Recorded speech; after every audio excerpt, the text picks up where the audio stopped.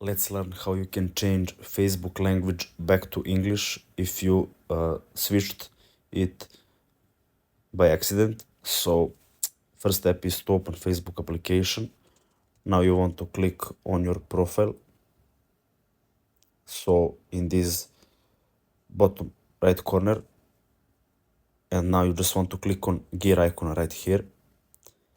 And here you will see this worldwide icon like, so you want to click right here.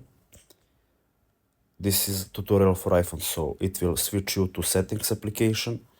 Now you will see this option right here, preferred language. You want to click on language and just tap on English. Now if we swap back to Facebook, it will reload with English language, as you can see. So that's it. Thanks for watching and see you in the next video.